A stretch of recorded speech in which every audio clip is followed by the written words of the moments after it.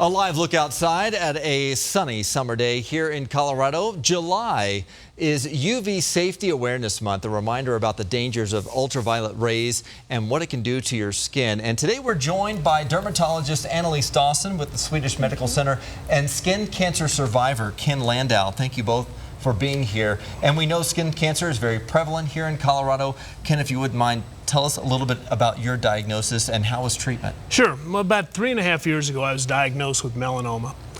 Underwent 4 different procedures to remove the skin cancer, Wow. then reconstruction. Okay, and since then I've been extremely vigilant. Sunscreen every single day. Right. Rain or shine, doesn't matter.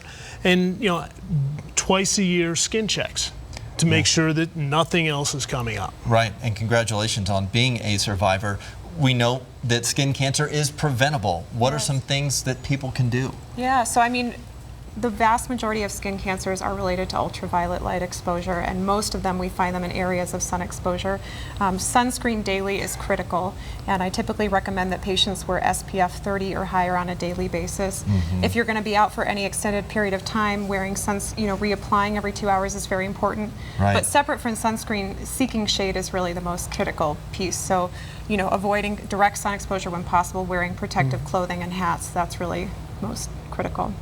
What are some warning signs maybe that people notice they need to go get checked out? Yeah, so a lot of people recognize that any lesion that's growing on their skin that's really dark in color, pigmented, or growing rapidly would be cause for concern. So certainly any mold that's changing rapidly, changing color, growing quickly, that should be checked out.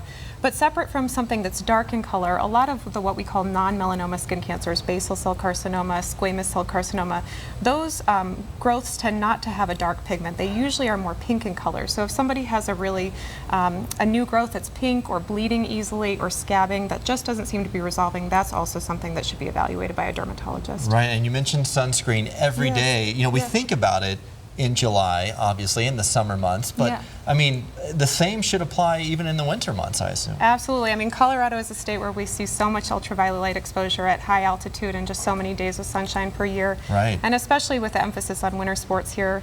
And unfortunately, with the traffic, a lot of commuting, we just see a lot of ultraviolet light exposure. So I really recommend a daily application of sunscreen, at least to exposed areas. Yeah. Thank you both so much for being here. Thank you. Pleasure. Thank you. All right. We have a lot more information about skin cancer and the warning signs, as well as links to resources like the American Cancer Society and Sarah Cannon Cancer Institute available on the Your Health Matters page of thedenverchannel.com.